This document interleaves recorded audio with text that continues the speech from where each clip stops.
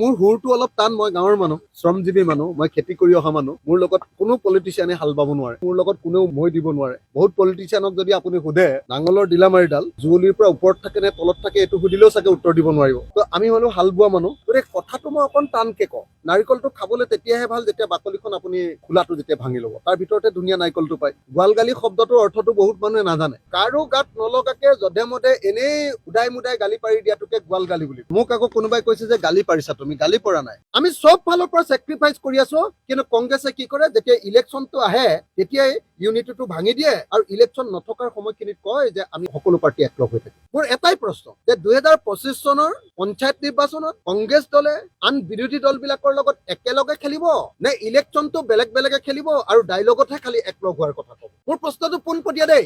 আমাৰ কোনো চৰ্ত তত্ত্ব নাই, কিন্তু আমাৰ এটাই চৰ্ত যে 2026 চনত আমি বিজেপিক পৰাভূত কৰিব লাগিব। ইয়াতকে ভাল প্ৰস্তাৱ ক'ৰবাত থাকিব পাৰে নেকি? ইয়াতকে ভাল প্ৰস্তাৱ কাৰো ওচৰত নাই। ঐক্যবদ্ধ হৈ আন একো কথা নেদেখি 26ৰ কাৰণে আমি সাজু হ'ব লাগে। মইতো পঞ্চায়ত নিৰ্বাচন দেখিয়ে থকা নাই, সঁচা সঁচি কথা কৈছো। মই পঞ্চায়ত নিৰ্বাচনৰ সময়তো 26ৰে প্লেনিং কৰি থাকো। অৰ্জুনে যেনেকৈ একদম জাগাটোত চাই মোৰ একমাত্ৰ লক্ষ্য 26। এতিয়া মোৰ হয়নে সপোনে এটাই দৃশ্য যে হিমন্ত বিশ্ব শৰ্মা চকীখনেৰে সৈতে বান্ধি ল'ম আৰু সকলো বিৰোধী দলে ধৰি লৈ এনেকে এনেকে এনেকে এনেকে ব্ৰহ্মপুত্ৰত দলিয়াই দিম আৰু তেওঁ গৈ গৈ বাংলাদেশ পাই দিব। তেওঁ এই 2 নম্বৰী ৰাজনীতিটো চাচা আৰু মমাই মিলি বাংলাদেশত কৰিব, অসমত আৰু সাম্প্ৰদায়িক ৰাজনীতিটো নালাগে। মোৰ সুৰটো অলপ টান। মই গাঁৱৰ মানুহ, শ্ৰমজীৱী মানুহ, মই খেতি কৰি অহা মানুহ। আজিৰ দিনটোতো মোৰ লগত কোনো পলিটিচিয়ানে হাল বাব নোৱাৰে, আজিৰ দিনটোতো মোৰ লগত কোনেও মই দিব নোৱাৰে। আজিৰ দিনটোতো বহুত পলিটিচিয়ানক যদি আপুনি সোধে যে নাঙলৰ ডিলামাৰিডাল আপোনাৰ জুৱলিৰ পৰা ওপৰত থাকে নে তলত থাকে এইটো সুধিলেও চাগে উত্তৰ দিব নোৱাৰিব। তো আমি হলো হাল বোৱা মানুহ, আমি হলো খেতিয়ক মানুহ, আমি হলো গাঁৱৰ মানুহ, গতিকে কথাটো মই অকণ টানকে কওঁ। কিন্তু কথাটো আপোনালোকে যদি চায়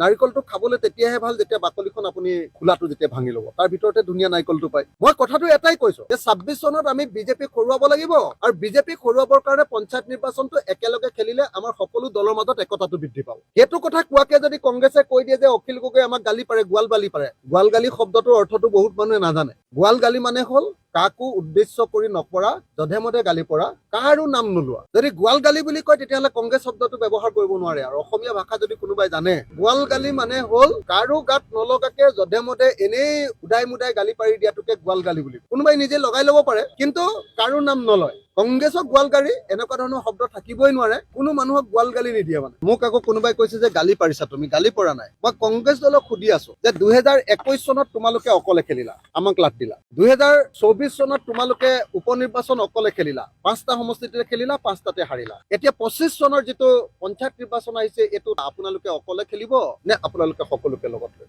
আমি ৰাইজৰ দলে কৈ আছো যে উপনিৰ্বাচন একেলগে খেলিব লাগে। আমি সৰ্বোচ্চ ত্যাগ কৰি MP ইলেকশ্যনত কংগ্ৰেছক 14টা সমষ্টিৰ ভিতৰত 13টা এৰি দিছো। আমি নিজে খেলিম বুলি কৈও, যোৰহাটত মই খেলিম বুলি সিদ্ধান্ত লৈও আমাৰ পাৰ্টিৰ পিনৰ পৰা আমি এৰি দিছো। আমি চব ফালৰ পৰা চেক্ৰিফাইচ কৰি আছো, কিন্তু কংগ্ৰেছে কি কৰে যেতিয়া ইলেকশ্যনটো আহে তেতিয়াই ইউনিটিটো ভাঙি দিয়ে আৰু ইলেকশ্যন নথকাৰ সময়খিনিত কয় যে আমি সকলো পাৰ্টি একলগ হৈ থাকিম। সেইকাৰণে মোৰ প্ৰশ্নটো আপোনালোকে পোনে পোনে থ্ৰ' কৰক সংবাদ মাধ্যমত। মোৰ এটাই প্ৰশ্ন যে 2025 চনৰ পঞ্চায়ত নিৰ্বাচনত কংগ্ৰেছ দলে আন বিৰোধী দলবিলাকৰ লগত একেলগে খেলিব নে ইলেকশ্যনটো বেলেগ বেলেগে খেলিব আৰু ডাইলগতহে খালি একলগ হোৱাৰ কথা ক'ব? মোৰ প্ৰশ্নটো পোনপটীয়া দেই। মোৰ প্ৰশ্নটো হ'ল পঞ্চায়ত নিৰ্বাচনত কংগ্ৰেছে বিৰোধী দলবিলাকৰ লগত একেলগে খেলিব নে নেখেলে? যদি পঞ্চায়ত নিৰ্বাচনত বিৰোধী দলবিলাকৰ লগত কংগ্ৰেছে একেলগে খেলে 26ত, তেতিয়াহ'লে আমি জিকাটো খাটাং হৈ যাব।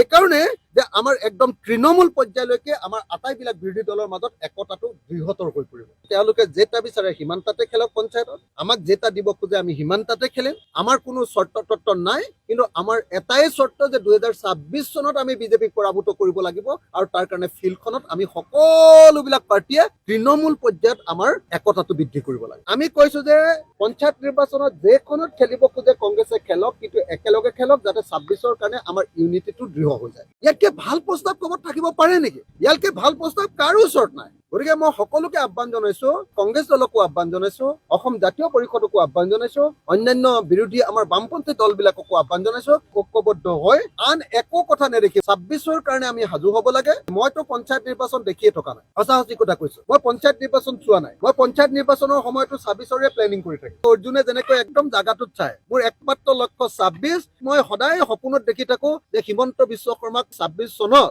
আমি ৰাইজৰ দল আৰু সকলো বিৰোধী দলে একেলগে চকীখনেৰে সৈতে বান্ধি লৈ ব্ৰহ্মপুত্ৰত দলিয়াই দিছো, সেই দৃশ্যটোহে দেখি থাকক আৰু বেলেগ একো নেদেখো।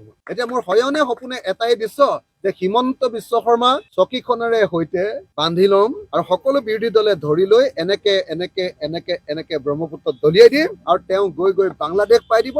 তেওঁ এই 2 নম্বৰী ৰাজনীতিটো চাচা আৰু মমাই মিলি বাংলাদেশত কৰিব, অসমত আৰু সাম্প্ৰদায়িক ৰাজনীতিটো নালাগে।